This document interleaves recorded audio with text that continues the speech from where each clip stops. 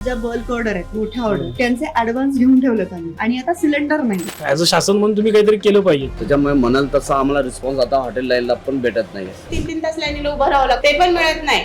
2-2, 3-3 चक्र माराव्या लागतात. माणसं तेवढीच, सगळंच तेवढंच आहे. तर तुमची डिमांड ही 75 लाखावर गेल्या 3 दिवसामध्ये 4 दिवसामध्ये का वाढली? की 200 वाली थाळी आहे तर तुम्ही 300 रुपये द्या. याच्या अगोदर कोरोनानंतर ह्या गोष्टी अशाच चालत राहणार का? शासनानं काहीतरी केलं पाहिजे ना. नाहीतर हॉटेल लाईन तर पूर्ण बंदच व्हायला लागलं. सगळेच जण फ्लॅट मध्ये तर चूल पेटू शकत नाही. इकडे सुप्रिया सुळे म्हणतात सर्वपक्षीय बैठक घ्या. सर्वपक्षीय बैठकीतनं तुम्ही काय निष्पन्न करणार आहात? तुम्ही घेताय म्हणून हे रेट वाढवताय. कारण ब्लॅक गॅस चालू आहेत आजकाल. त्याच्यामध्ये कम्प्लिटली राजकारण चाललं. विरोधी पक्ष सतत ती गोष्ट हॅमर करून, सतत ती गोष्ट दाखवून लोकांना पॅनिक करतो आणि लोकांच्या पॅनिकतेमधनं देशामध्ये अराजक माजावं, हीच त्यामागची त्यांची भावना आहे.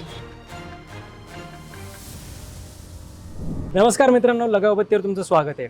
इराण, इस्रायल आणि अमेरिका यांचा जो संघर्ष सुरू आहे त्याचे पडसाद आता भारतात उमटायला सुरुवात झालेली आहे. गॅसची, LPG गॅसची, सिलेंडरची खूप जास्त टंचाई निर्माण झालेली आहे आणि त्याचा फटका सर्वात जास्त बसतोय मेस, खानावळी, छोटी हॉटेल्स आणि छोट्या पदार्थ विक्रेत्यांना. त्यांना काय अडचणी येत आहेत, त्यांच्या काय चॅलेंजेस आहेत आणि ते कसे या चॅलेंजेसला फेस करत आहेत, हे आज प्रत्यक्ष आपण फील्डवर उतरून त्यांच्याकडूनच जाणून घेण्याचा प्रयत्न करणार आहोत. सुरुवात करूया.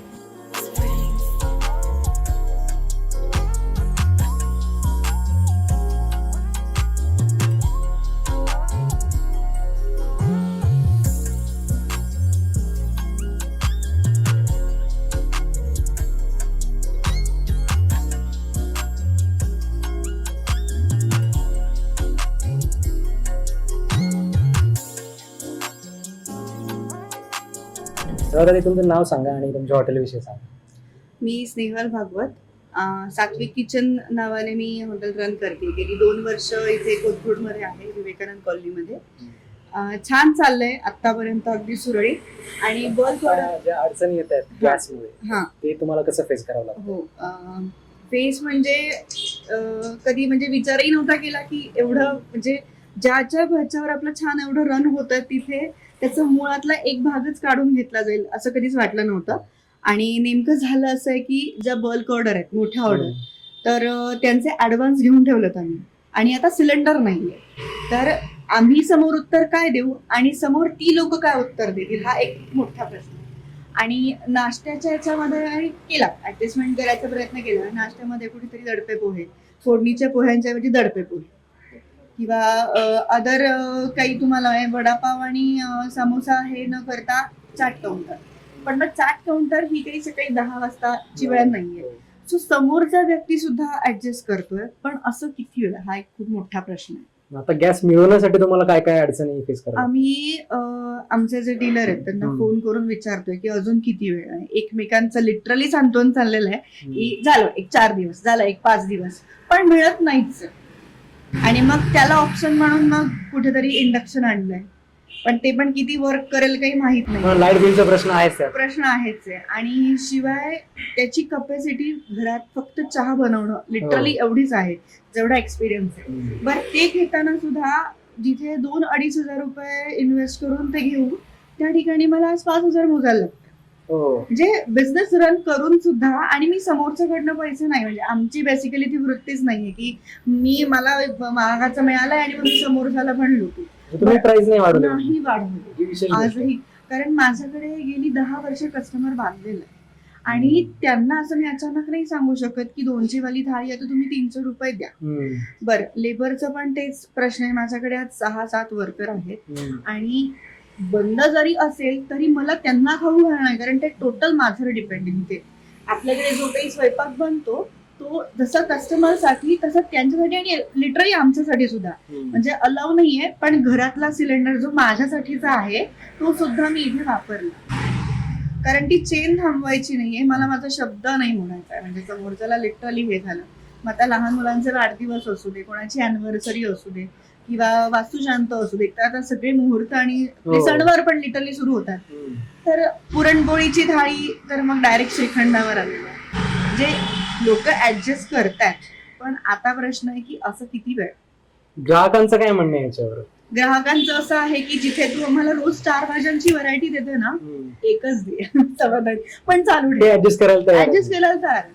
पण मग असं किती वेळ ना म्हणजे फक्त भाताचा प्रकार किंवा फक्त आपण काय म्हणू कुठेतरी थोडाच गॅस वापरून जे तयार होईल, पण त्याच्याने पोट पण भरायला हवं ना. आमची तळमळ ती आहे. शासनाला काय आवाहन कराल तुम्ही या सगळ्या परिस्थितीवर? लवकरच काहीतरी मार्ग काढा आणि जिथे तुम्ही आम्हाला महिन्याचे 8-10 सिलेंडर लागतात समजा, तर किमान 4 तरी अवेलेबल करा. थोडस रन होऊ दे.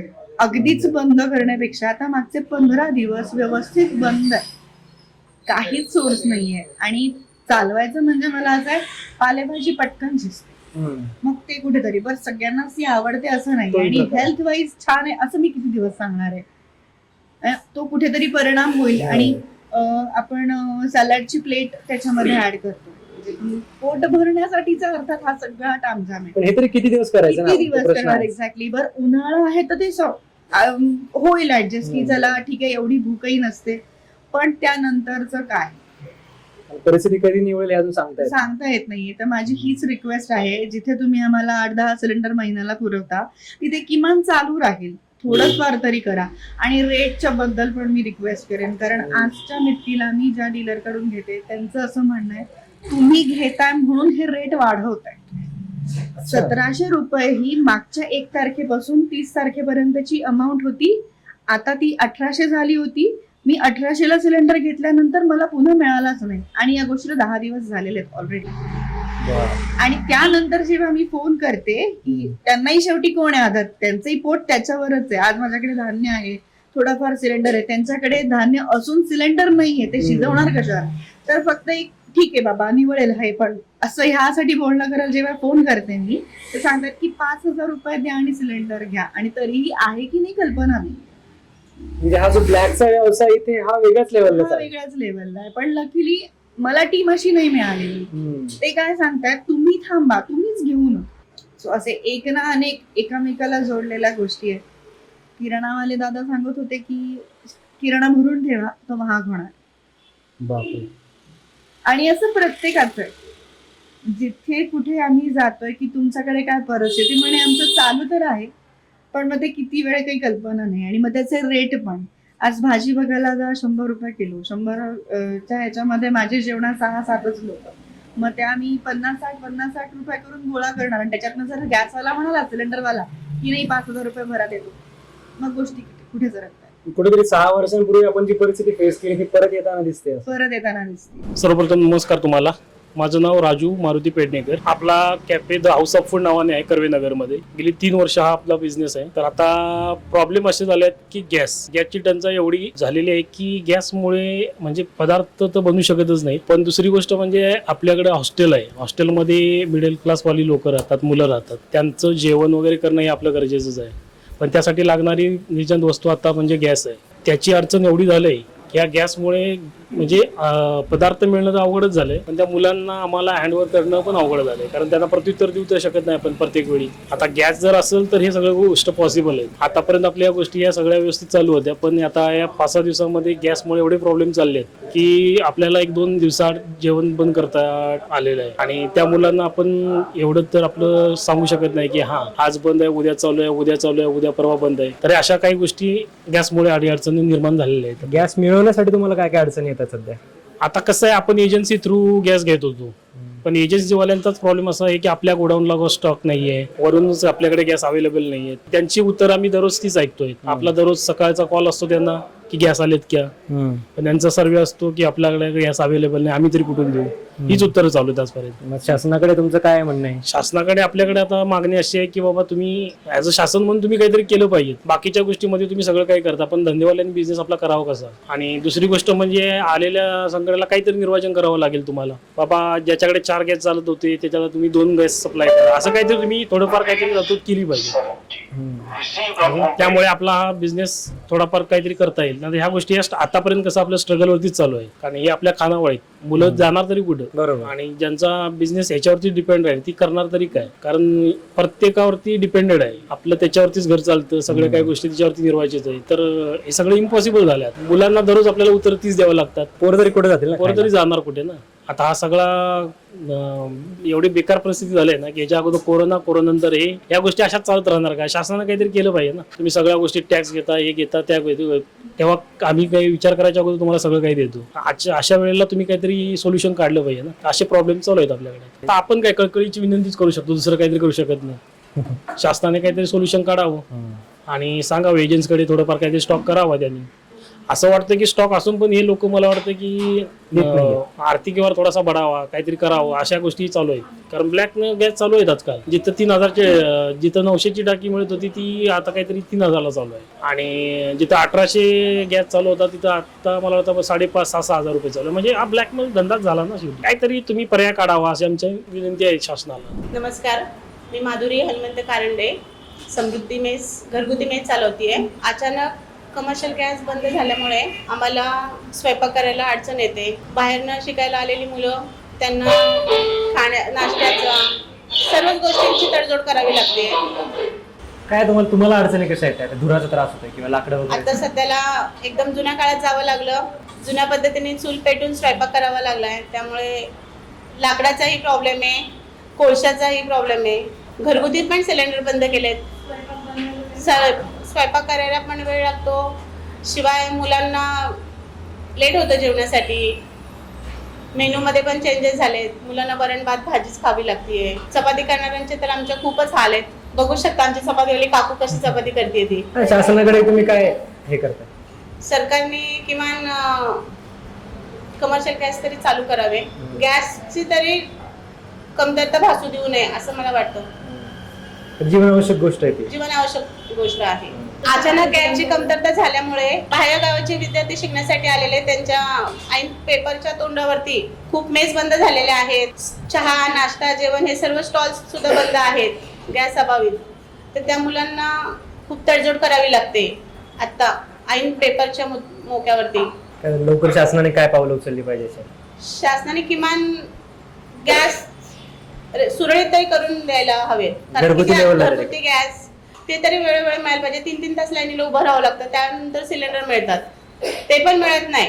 2-2, 3-3 चक्रा माराव्या लागतात. त्यामुळे ते तरी किमान सुरळीत करावे, केलीच पाहिजे. कारण की ती अत्यावश्यक सेवा, म्हणजे अत्यावश्यकच गरजेची आहे. सगळेच जण फ्लॅट मध्ये तर चूल पेटू शकत नाही. आम्ही आज पेटवली आहे पण सगळेच जण नाही पेटू शकणार आहे. आता आम्हाला गरजच आहे, कारण की माझी मुलं जाणार कुठे जेवायला. आजची 60-70 मुलं जेवायला माझ्याकडे आहेत. आता माझ्याकडे 4 सिलेंडर संपलेले आहेत. मग मला तर आता 2-2 शेगड्या पेटूनच काम चालू केलेलं आहे.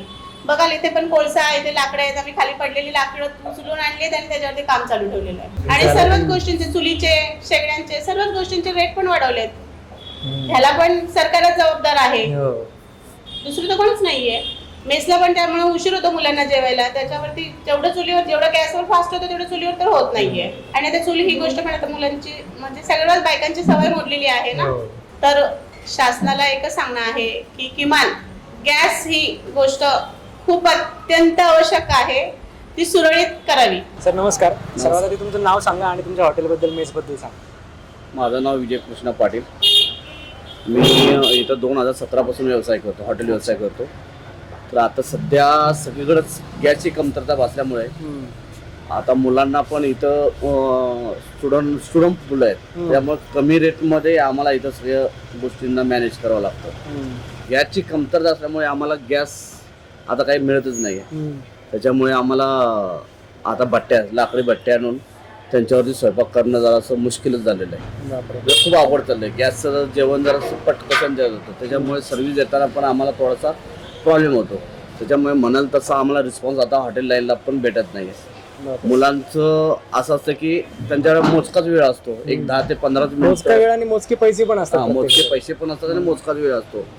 त्याच्यामुळे आम्हाला खूपच कसरत करावं लागते. तर त्याला कोळशाचे पण रेट वाढलेले आहेत. गॅस मिळत नसल्यामुळे कोळशाचे रेट वाढलेले आहेत. आणि त्याच्यामुळे कोळसा पण आम्हाला दिवसाला आता एक गुन्हे जवळजवळ म्हणजे 30 किलो कोळसा लागतो. तंदुरीसाठी चपाती आता बंदच करावं लागलेल्या आहेत. त्याच्यामुळे आम्ही तंदुरी रोटीवरती जास्त भर ठेवून आता मॅनेज करत आहे. मुलांचं काय म्हणणं आहे याच्यावर? मुलं काय रिक्वेस्ट करतात तुम्हाला? मुलांचं म्हणणं आहे की हे किती दिवस चालेल. आता होईल, सरकारने तशी सोय केलेली आहे. आता प्रत्येक जण म्हणते गॅस अजून एक 2-3 दिवसामध्ये मिळेल, त्या आशेने आम्ही वाट पाहतोय.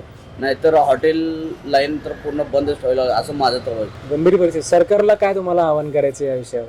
सरकारनं आमच्यासारख्या छोट्या व्यवसायावरती खूपच म्हणजे संकट उभा राहिले. आमचं हातावरचं पोट आहे आणि माझ्या इथं पण आहेत, म्हणजे सगळं आहे ते आमच्या ह्याच्यावरतीच हॉटेल व्यवसायावरतीच चाललेलं आहे की आम्ही जास्त शिकलेलो नसल्यामुळे आम्हाला हॉटेल व्यवसायामध्ये उतरावं लागलं. त्याच्यामुळे सरकारनं पण आम्हाला गॅसची जो छोट्या व्यवसायांना तर खूपच गरज आहे.